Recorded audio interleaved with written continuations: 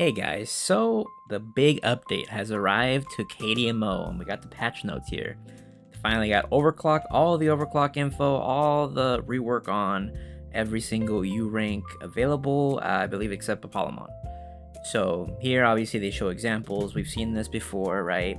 The EOs with the 3 triple S pluses, and it tells you the success rate, the failure rate, and then the new Gamba, if you get these items in addition to a U rank, it's 100% success rate. And they go off of levels every time. I'm assuming now this is the thing that I'm unclear on. I don't know if it just means like you just go straight to the final one, right?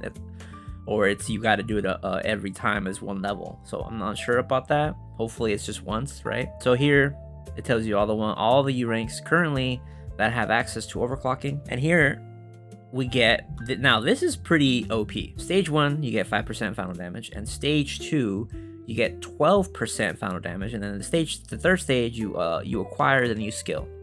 Now, so people are not confused, so remember when in my previous videos we were saying we weren't sure if that was just the animation that played when you unlock the skill. So apparently the animation does play when you use the skill, but they added, as you can see here, you gain invincibility while you're casting the overclock skill, so you don't die. Pretty essentially, so you don't die, right? You don't like crest comes up or black circle or something in EOS.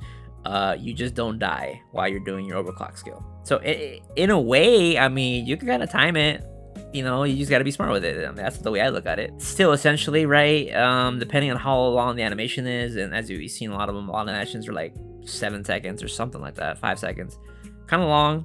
Big damage, 500k. So they can't be leveled, but it's 500k, 3-minute cooldown, unfortunately, and that's not counting the cloning. So the cloning it can still go higher, but I think my biggest issue with it is that it's 3 minutes.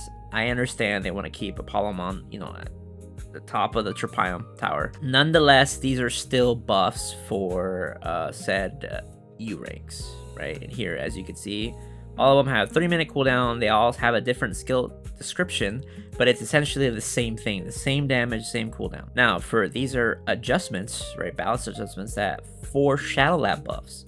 These are buffs, all right? Not nerfs. These are buffs. So big ones for me are Jogress, going from 15% to 50%. Think about that, guys. That is huge for Jogress. That's huge.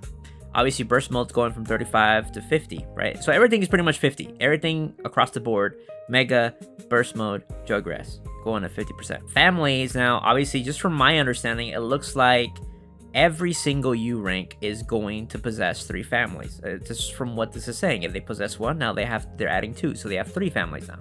So they're trying to balance it in that way, make everything viable. And what comes to mind is X7 and Zed. Those two needed a lot of love. Those two only had 1 family. Zed more than the others, but it looks like everything is just getting all around buffed, right? And I'm sure more adjustments will come along down the line. So a lot of people were like doom and glooming. Now, this update wasn't perfect. No update ever is. No game ever is, right? So let's not sit here and be like, hey, oh my god, you know, this is all, it nerfs all around.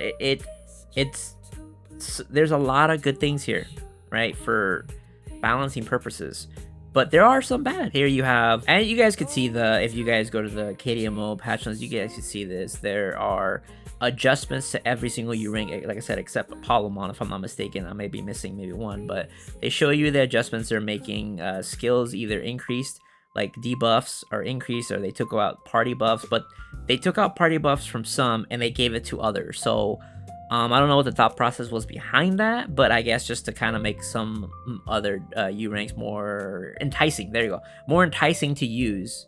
So yeah, we'll see, right? We'll see once all this is live. There's no way to know until we see it in KDMO or we see it for ourselves whenever we get it. Who knows when that'll be? Because it could be a couple weeks, it could be a month. We could just get it tomorrow. Who knows? So people freaked out about this one, and you guys, please read the patch notes very carefully. They took out the invincibility from the F3, but they put it on the F4, as you can see right here, and they increased it to 6 seconds instead of 5 on the invincibility. So please don't freak out and read the patch notes correctly, okay, guys? So like I said, a lot of it seems like nerfs on the skills, but because they buffed the Shadow Labs, it's still a buff. it's like you're going from 15 to 50%. I mean, also when they're talking about skills, the skill damage has been like lowered. It's not we still don't know how, you know, like what the rate is on that. Okay, so it could be very minor just to kind of compensate for the shadow levels, but still I feel like they shouldn't have touched really anything, because it's really tough to top Apollomon right now. Honestly, I feel like just from the overclocking, the 12% final damage, the changes to the shadow lab buffs and the families, as well as the 5th skill being as strong as it is, regardless if it's 3 minutes, and short burst fights, they might be, you know, like most of them equally, like top 2, top 3, 4, 5, whatever you want to say. I think Oxy, they're going to give Oxy and Quanta a run for their money for damn sure. Those for damn sure. Apollomon is still untouchable because he has that 58-second F5 that's, you know, 918 or whatever it is, 18,000 damage still, 3 billion damage fully buffed. Some ridiculous. So he's just untouchable right now. But Oxy and Quanta are very much all these are nipping at their heels. I'll be honest with you guys. Yeah, I'm sure they'll get the buff too later on, which will make it maybe stronger again, right? So other changes here that we got is these buffs. So we have buffs. So now this is gonna save a lot of people a lot of inventory space. So be sure to buy them if you haven't already.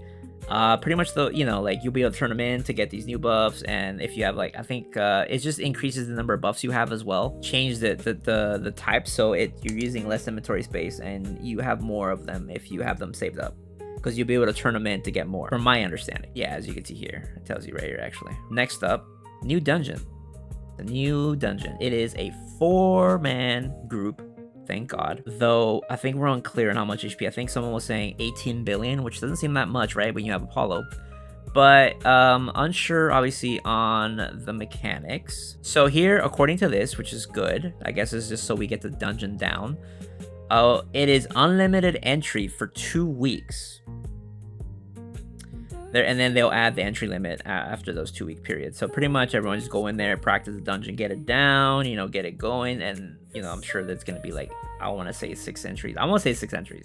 That comes up to my next point, right? But before that, you know, this is obviously the level. He's gonna be the level for condition entering level 170 or higher for the 4-person dungeon, but he is 178, so he's gonna probably be very tanky in my opinion. Now here's a part here that I want to look at as well. The achievement. Look at this achievement. That is really good. So for those people that missed out or just generally don't, you know, always get the latest U ranks and miss out on the really good titles here, well, here's an achievement title that is just about good. Yeah, there you go. One way to get it. The other obviously they're gonna be seals here, right? Seals, critical. And here is the keyring stats. As you can see, at +10 you get 60% skill damage, and so you're gonna get items from the dungeon and turn in to upgrade.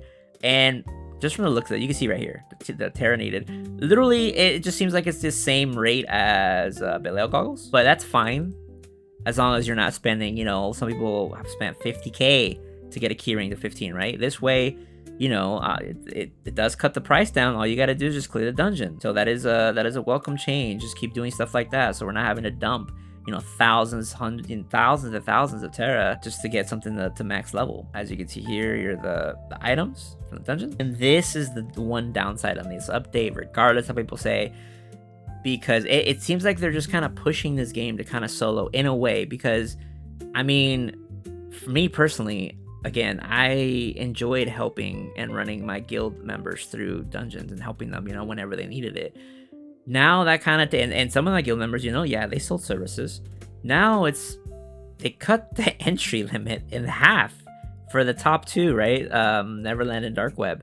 That is kind of ridiculous. I just don't understand the mindset behind that. I get it. You don't want people selling services or bots or whatever you want to call it, because people would complain, right? The bots are selling services, they're making too much money, blah blah blah. This isn't really a solution. That, you know, obviously the solution would be get rid of the bots, right? That's the main thing. Or get rid of the high level bots, let them start over. Honestly, this is not a change that I thought they were gonna do. This is the opposite. It went in the opposite direction.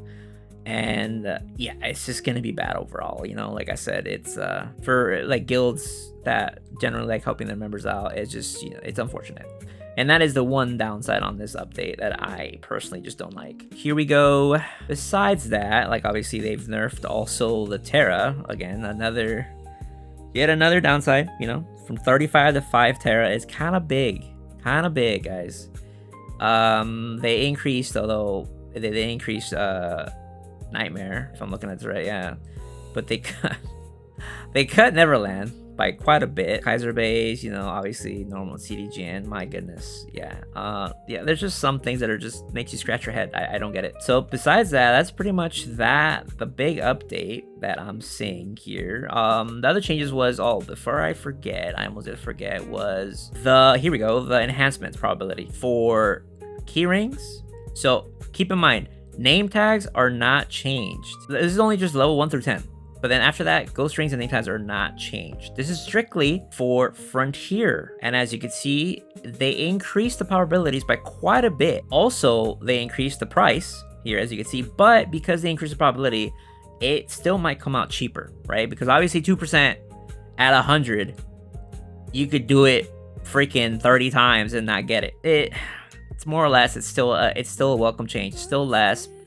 I don't think they had to increase the price this much, but it's still a welcome change, the increase of probability. And that does it for the main changes so far. Like I said, everything, I didn't want to go over all the skills because there's a lot, and people just doom and glooming the update with the Shadow Lab buffs and the family buff. That's huge for a lot of U ranks. And here, obviously, we have the new Gamba for its legend tickets, which is nice. And it looks like it's 30. So just from the picture, it felt like you needed 2 with a U rank. Now, they didn't show that example with triple S pluses, so I'm curious if you could do like 3 with triple S pluses. I don't know, right? Update's gonna be live on KDMO soon. Hey, you guys, I don't know about you guys, but I'm looking at this right here, bro. Give me some special chicken combos. I've been inhaling them in the ranked arena, so that give me all your chicken combos. Yeah, pretty much the item that this is for the Overclock. And here they have, you know, they're selling the package tickets and then ultimate tickets as well. And they're going to continue doing the sealed memory. And I'm going to be honest with you, I do not think these are worth it, in my honest opinion. Just save your money. And then they're bringing back, obviously, the draw tickets. Sorry, I saw it somewhere. My bad. Here we go. Finally, sorry. Here we go. Draw tickets. Draw tickets are back again. So, you know, if you guys feel lucky, go for it. I think the Overclock is worth it for a lot of them, X7 being one of them. He might actually be a very strong U rank now. He was already on the cusp. His biggest weakness was the one family. Now that they increased Jogress from 15% damage to 50%, and he has 3 families, and and he gets the new Overclock skill, I don't know. I mean, I think he's gonna be up there. I'm gonna be honest with you guys. I think most of the U ranks are gonna be at Oxy and Quant level, if not past them. Because you gotta remember, in shorter fights, that 500 skill is gonna, with clones, it's gonna do some massive damage. Yeah, it's every 3 minutes, but I mean, that's still an extra skill they have, guys, on top of the buffs. Yeah, honestly, I feel like it's people gotta stop doom and glooming, at least when it comes to that stuff. There are some negatives, like I pointed out. The dungeon entries are just bad overall. Gotta make it work better, honestly. But aside from that, guys, hey, let me know what you think of this update. And leave a like if you like this video, and leave a comment. Just let me know if you guys plan to overclock anything, what you think of the buffs, what you think of the dungeon entry changes, and then just the new system overall, and the new dungeon if you guys are looking forward to doing it with your guild. And I'll catch you guys in my next video. Take care, guys.